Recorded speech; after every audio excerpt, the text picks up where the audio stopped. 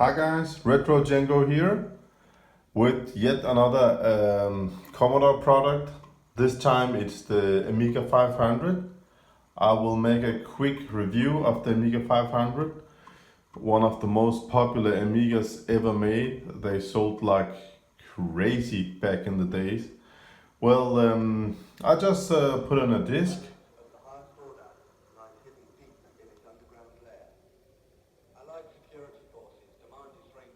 While it's loading, let's look at the main board here. So the Amiga 500 was a cost-cut model of the Amiga 1000. They made the Amiga 500, a built-in Amiga in a keyboard, and they also made the Amiga 2000 with the Zorro slots and opportunity for expansion and all that. But it was also very heavy in price, the Amiga 2000. The Amiga 500 did cost around 5,000 Danish kroners back in the days, and we actually just bought the Amiga, and most of the games were just copies. So I mean, maybe that was one of the main parts of why this system was so popular. Just like the Commodore 64, there were copying parties and demo parties and people that sold copied games over, not over the internet, but ads on the papers and all that. So let's take a look at the Amiga 500. Let's look at the CPU. Is a Motorola 86000, 7 MHz CPU. We got power on, so I have to be very careful, but yeah, this is the CPU. And right beside that, we got the kickstart ROM. On the Amiga 1000, you should put in a disk, but on the 500 and 2000, when you turn the machine on, the kickstart was already loaded. It's on the ROM here, so we could just plug in our disks and play. So it was the right move to make by Commodore. Right beside the kickstart, we got the Fat Agnes. This one is version 8372A, and the kickstart is 2.0. And this Fat Agnes was this is the boss that controls everything. But it was for the demo people and game makers. It was very easy and popular to program because it was such a nice chip. So again, really well done using this one. And the Amiga 500, all the Amigas had their own custom chips. To the left here, we see the chip called Denise 8362 revision 8, made in 1989, week 33. This was this chip was used for the different video outputs, as you can see here, video output. Over here we got the CIA chip here and here. Those chips are identical, and they use the I/O ports. If you got problems with the disk drive or one of the ports or something, you can exchange those chips and ICs and see if the problem gets solved, so you can see if one of them is gone dead. Over here we got the Gary IC, and over here my all-time favorite, the Paula. This controls the awesome sound. The music in Amiga games were just incredible. So Paula was responsible for that. Well, these Amiga 500s, they came from Fabric with the early ones came with the Kickstart version 1.2, but most of them had the later on Kickstart version 1.3, and they came with as you can see, 512 kilobyte of memory. Now back in 1987, I think it was, that was a lot of memory. But these boards got later revisions and got upgraded. This is version revision 6A, as you can see here down at the corner. Well, this one got the Fat Agnes that can give that can let you upgrade to 1 megabyte of chip RAM. So these Amiga 500s came with an expansion slot here at the side, so you could plug in hard disk and memory upgrades and accelerator cards and all sort of things. And also a little trapdoor down here, so you could get more memory. Because as time went, most of the games actually required that you had 1 megabyte of RAM instead of only 512. So most Amiga 500 users actually bought a board like this with the 512 kilobytes of RAM.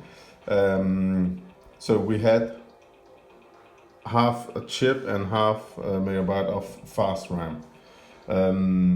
But these later revisions actually let you solder 4 chips here, so we could have 1 megabyte of chip RAM, because chip RAM is the RAM we want, and I will tell you why.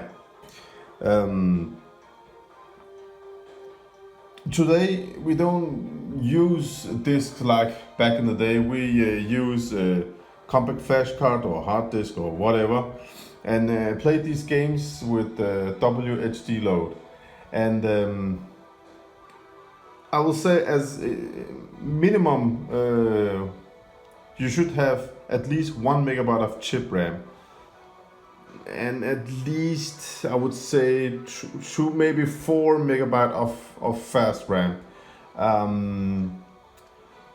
But in the best scenario would be 2 megabytes of chip RAM, and yeah, 4 megabyte of fast RAM is actually enough. But chip RAM is the important RAM when you want to play WHD load games. And actually, this revision of the Fat Agnes, as standard, when you put this one in, you'll get half a megabyte of fast RAM and half megabyte of chip RAM here. But if you make 2 small modifications, jumper JP2, if you cut this trace and solder these 2, and if you cut the trace here on JP7A, this revision of the board and this Fat Agnes will read the expansion here as 512 kilobytes of chip RAM. So this Amiga actually got 1 megabyte of chip RAM, and that's real nice, because this gives you the opportunity to put a compact flash drive and play all the WHD load games. And but again, it can run them, but with 1 megabyte of chip RAM, I have seen some games saying not enough shadow memory, not enough all different things. So 2 megabyte of chip RAM would be the best way to go.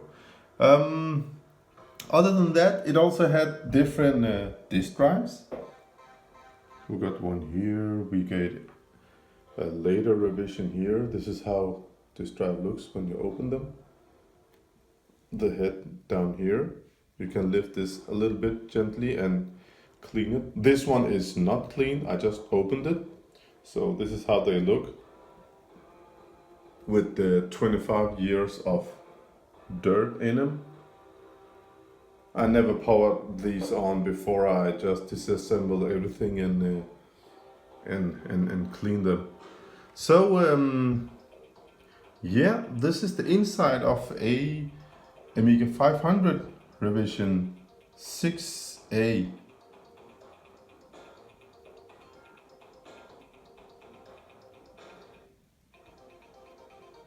Not cleaned yet, you can see a little dust here and there, but this is my next project. I really love cleaning these old machines, and if something doesn't work, these Amiga 500s, they are pretty easy to work on because, as you can see, all the chips, or most of the chips, are actually socketed. So if something goes wrong, you can always buy these sockets fairly cheap on eBay and just replace them. This one does not come with internal battery. The Amiga 500 Plus has a battery here that kills them actually, but most of the RAM expansion cards came with a battery, and if you buy Amiga 500 today, check that because if it has leaked battery and also on the board and acid fumes and all that, then it can be repaired, but it's a real headache.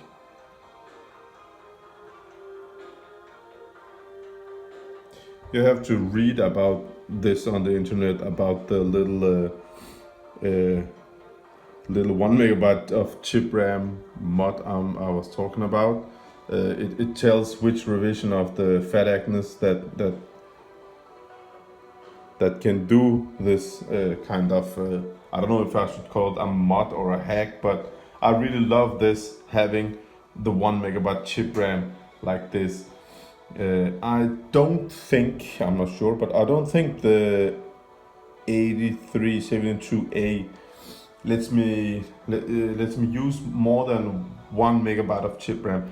If it allows 2 megabyte or 1.5, I will definitely put some sockets on here and buy the RAMs. It would be great to have 2 megabytes of chip RAM. Then you can actually get the full effect of the WHD load. But I think we should look at the Amiga 500 Plus also, and let's see if there are any differences. Alright, this is the Amiga 500 Plus revision 8A B52 Rock Lobster. Here you can see the upper right corner without the disk drive. You have mouse port 1 here, joystick port 2 here, the sound parallel serial ports and disk ports, and the power, the RGB out. These Amigas didn't have a TV modulator, so you could buy pretty cheap a TV modulator you plugged in here back in the days, but today we use SCART stick and all that. But let's look at the Amiga 500 Plus. Now this is one of my favorite Amigas. It's close to an Amiga 500, but the Plus version was not sold. I think it was sold for under a year, because after a short time after they introduced the Amiga 500 Plus, they actually introduced the Amiga 600, which was my first Amiga, so I really love the Amiga 600.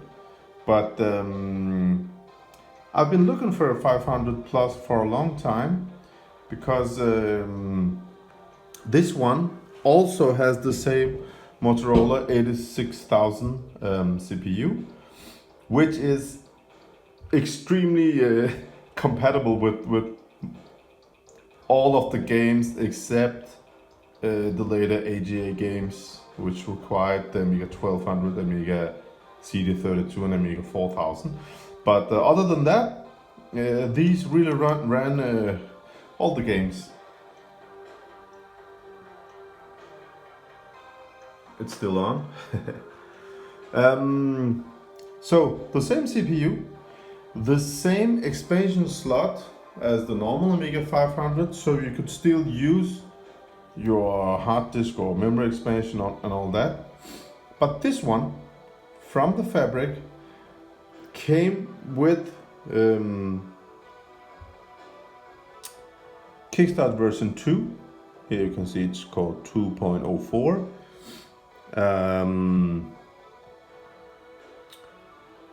Other than that, it came with a newer version of the Fat Agnes called 8375 R0, which that one did is, as you can see here, again 512 and 1 megabyte of chip RAM, the important RAM.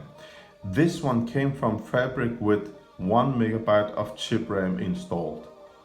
And other than that, when you install RAM expansion, it automatically detects it as chip RAM. You don't have to do any mods or nothing.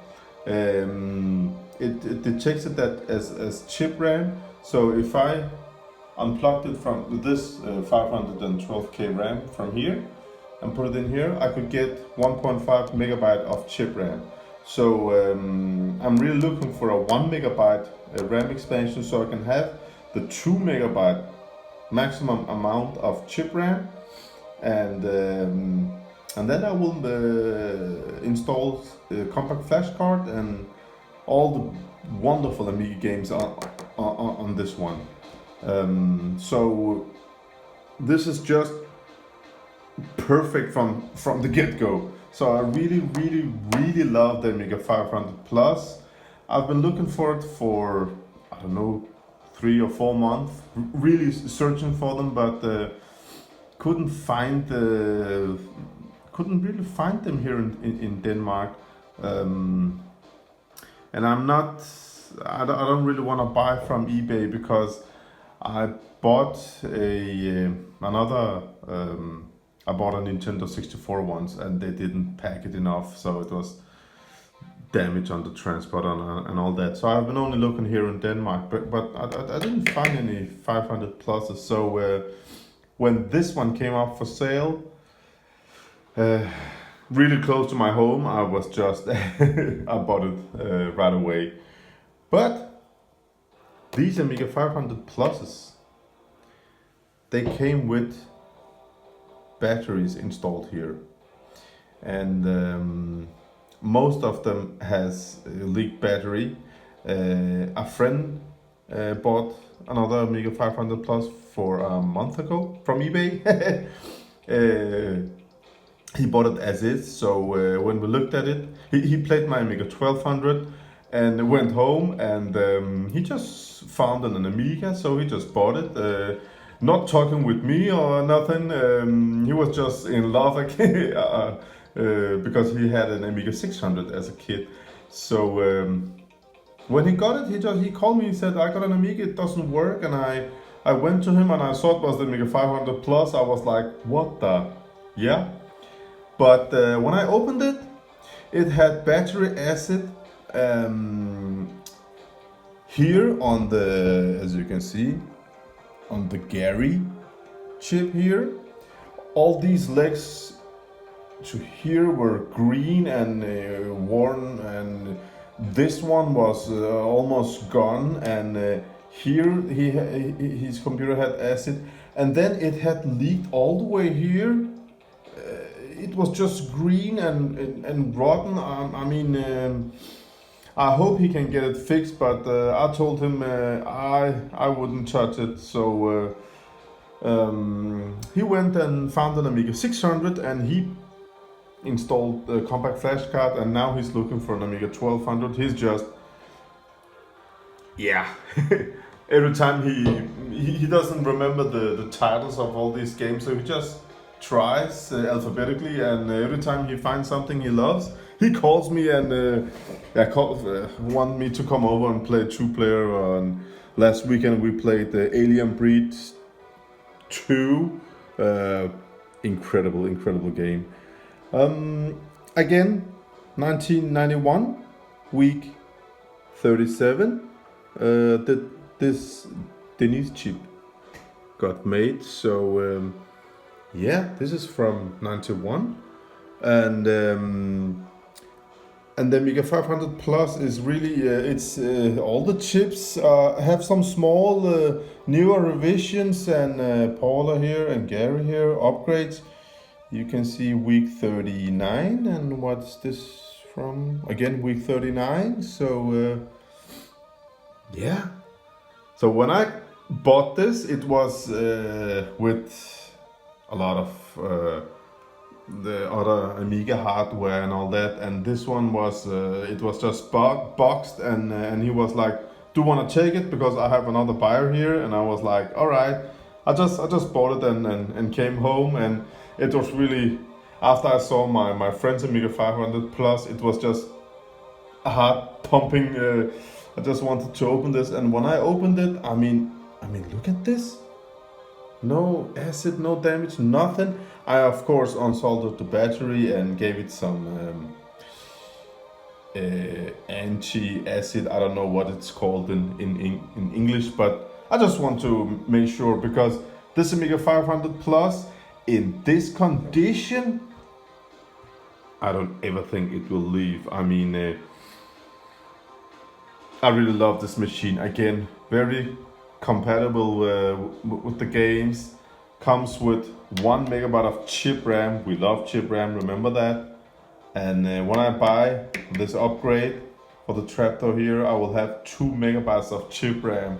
So I don't know what to buy. I'm thinking about the ACA 500 Plus upgrade.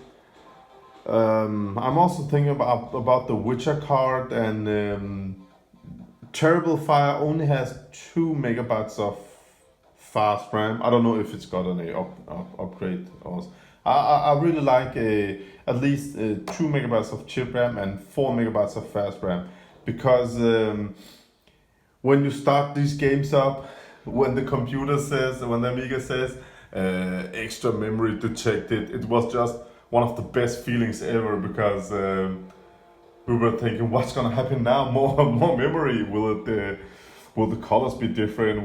Do we have samples and all that?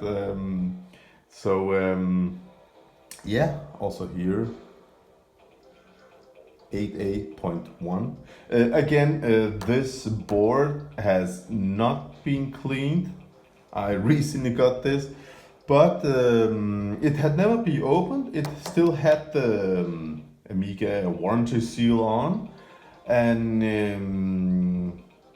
only one owner, he had it on storage. He had a lot of, he had the Nintendo, he had the PlayStation 1, he had all the old Sega Master Systems from 86 and all that.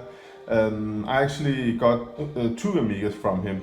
So he told me this one got used for about 6 months, and then he upgraded to a Amiga 1200 that he didn't want to sell me, but this one was just on storage, and he told me the expansion port never got used, the trapdoor never got used. I mean, I will show you the cabinet.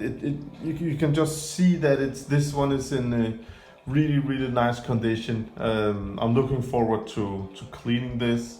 Let's look at on the back side, on the side. I don't know what's it called. not that special, but this was the area I looked at. I was really afraid of acid damage and all that, but as you can see, really nothing, just dirty. Other than that, it's okay, just needs a little bit of cleaning. So this is how the Amiga 500 looks inside compared with the Amiga 500 Plus.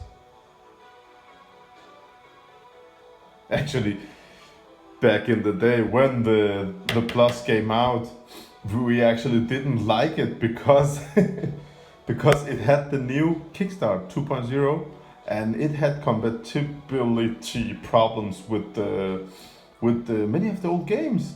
So when people had these and the Amiga 600s, we used a disk called Reload Amiga 500.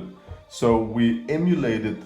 We should start out with that disk, and we got the hand on the display with the Amiga, the famous hand, and it said Kickstart 1.3, so we could play the old games. So these with the new Kickstarts was actually not that popular. Also, again, the Amiga 600. But when the Amiga 1200 came, most of the games, I would say the good games, they actually got converted to AGA versions. And there was more colors, yeah, on the AGA games, but I don't know, it wasn't that much of different. I mean, I loved a game called Civilization 1, and I bought the AGA version original, and I think on the title screen it had a little bit color difference, and that was about it. I was thinking maybe the game has been upgraded or not, but nothing. The only difference we actually see on the AGA games was when we bought the CD32 versions. Because of the CD, because of more storage, it had sometimes they put in some new soundtracks, more samples, a cooler intro. So yeah, that was about it. But the Amiga 1200, it's just another story. We have to make another video about that. So this one needs to be cleaned. It has to be recapped. I mean, the caps, it doesn't show any cracks and acid. And I have tested this and it works incredible. I mean, normal Amiga 500s, when you push here, it will eject the disk. But the disk drive for this is actually this one. When I press eject button, it will just throw the disk half a mile away because of all the springs and everything is just unused and nowhere in great condition. Well, so I will upgrade this. I will actually replace this. Kickstart with the newest Kickstart 3.1. Get the most out of it, and the CPU. If you want to play WHD load games, it's a good idea to minimum upgrade to I would say 86,010 would be a great idea. So it's got some more instruction and all that. So when you want to exit the WHD load games, you have to press F10. It works with this, but you have to press like 10 times. But if you upgrade to 010, you will just press exit once and it will, exit at once. So this one will be upgraded. This one will be upgraded. It will have a, I hope, 1 megabyte expansion here. So I will have 2 megabytes of chip RAM. But leave in the comments below, what do you think I should buy for the compact flash card? solution. I'm thinking about I don't know what they're called, but you can unplug this CPU and get a card here with a better CPU and with some RAM and a slot for the compact flash card. There are some different solutions for that. Or should I buy the ACA? I don't know. If you have a Amiga 500, tell me some pros and cons, what to buy. This is my hobby, I just love it. I wanna pay 100 euros, 200 euros more to get the best product, because, well, this is our hobby, this is what we love, and let's get the best out of it. Well, let's look at the cabinets now. If there are any difference, how to see the difference, if there are any. Oh, the 1 megabyte chip RAM. I don't know why they wrote this, because I think they all came with 1 megabyte.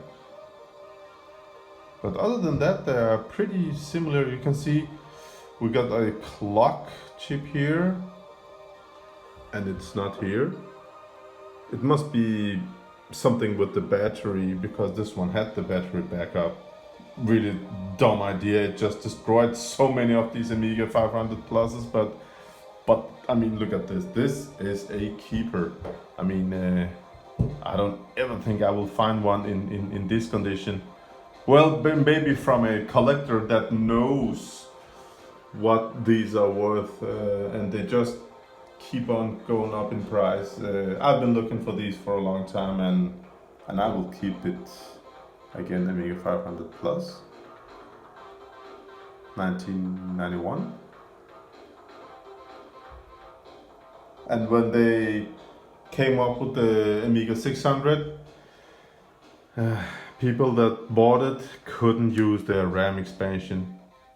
The port was different, it was here, very different.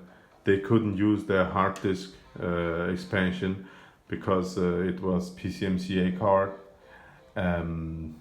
People were angry back then, but today the PCMCA card is just one of Commodore's best moves. We use it today, and the Amiga 600 had a built-in 2.5-inch hard disk controller, which is incredible nice to have today. It makes it so much easier to just plug in a CF card adapter and install some games. Really love the system, the Amiga 600. It's compact, and I don't know, it's my first Amiga, so I just love the Amiga 600. I have an Amiga 600. I will make another video about that, but it's not upgraded, but yeah. But this one is just, I just love it. I'm also thinking about, I have seen on another guy on, I don't remember his name, but another guy on Facebook, he has upgraded his Amiga 500 with a plexiglass cabinet that just looks incredible. I mean, I really want to build this in a plexiglass cabinet. I don't know it. I know it destroys the originality, but listen to this. This in plexiglass. Use the loading LED. Plug in some, I don't know, blue LEDs under, so every time the disk drive read, it will blink blue. The plexiglass will blink blue. Total 1995 techno style, you know. And also not close the disk drive like this, just have it open so you can see the disk spin and the head moving back and forward, and this one spinning and all that. I think it would be great. I don't know. I want to find out who sells them, and I want to try. I mean, looking at all these custom chips, I mean, Gary and Paula and Denise is just if you love Amiga, you'll know what I mean about it. It's just great. Yeah. All right, let's look at the cabinets. I think you have seen a lot of a lot of Amiga 500 motherboard now. Also Amiga 500 Plus. I have a lot of joysticks, but the zip stick is just, this one is just incredible to play with, and also with autofire. I found this new in box. I had one used, and I thought, let me just have an extra. But this one compared to a 25-year-old one, I mean, it's just incredible. You can't. The difference is. Just try it. If you find one of these new in box, just buy it. It's great. Such an upgrade. I mean, I really enjoy playing games like the Turrican copy version. It's just perfect with that joystick. But all right, let's look at the different cabinets on the Amiga 500 and the Amiga 500 Plus. Alright, let's take a look at the rest of the Amiga 500, the cabinet. This is a standard Amiga 500. Yeah, they look like this. They get yellowed over the time. They're 25, 30 years old, and the UV light from the sun makes it looks like this. This is how some keyboards look. You can see this one is yellowed more. Needs a lot of cleaning, as you can see. But I just want to make a proper review of this machine so you can see all the parts inside. Something just fell off. Yeah, this is the underside. You can see when you press, it presses down on a membrane that activates the key. So yeah, this is how it looks, and you can see I have another one here. You can see the color difference. Again, when it gets cleaned, it will be better, but yeah, but you can clearly see the difference between this one and those.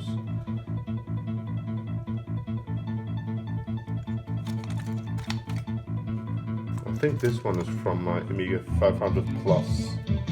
That's how that looks. And under the keys, you have a metal plate. You have this membrane. You have to be careful with this because they're pretty fragile. It's just on this metal plate, and this one goes there. You just plug it in here, and this to the Amiga. So pretty standard stuff, but it worked fine. You got your standard Amiga tank mouse that's also yellowed. It came with the Amiga instructions in Danish. You could buy, this was almost a must, a TV modulator with the audio and video output. Back in the days we just used the RF output. Yeah.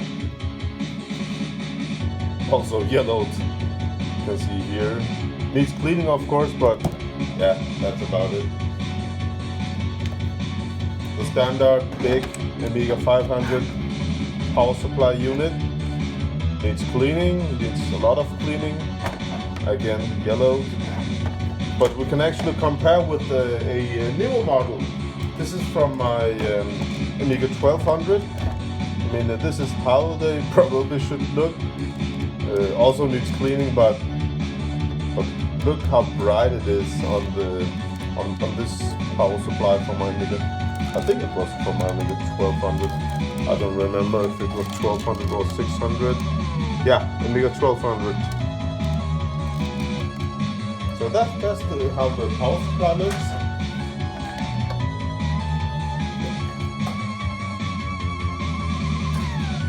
Again, when you open the box, it will look like this with a metal shield. Again, this one needs a lot of cleaning, as you can see. Under the shield, we have the main board. You can see it's on a plate also.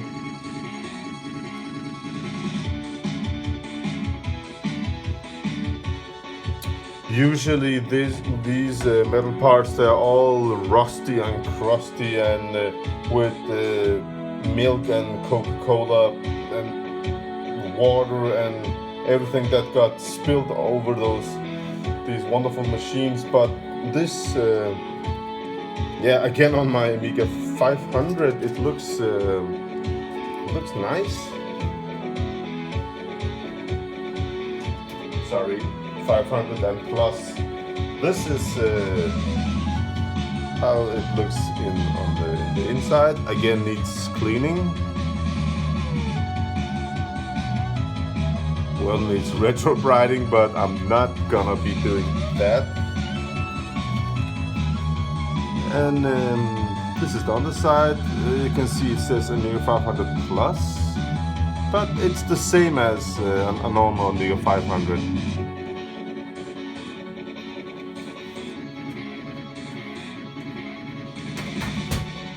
This is the normal Amiga 500. You can see this one. Again, Amiga 500. It's a little bit lighter, but they really lose the original color. It gets yellowed over time, but nothing to do about that. It was built that way.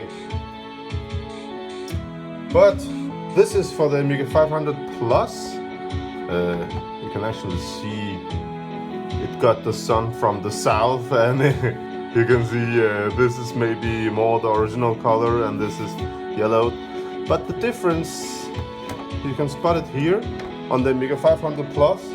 I mean, not many elsewhere to see the difference. You can see this got the original, just the Commodore Amiga logo on the Amiga 500, and the Plus says, yeah, Amiga 500 Plus. So when you look at the outside, that's actually the only difference. Oh, everything else looks like the same.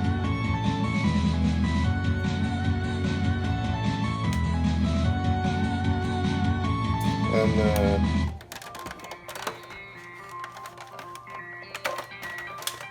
this is not something I see every day, but some of these old Amigas, you can see it's still got the warranty seal on.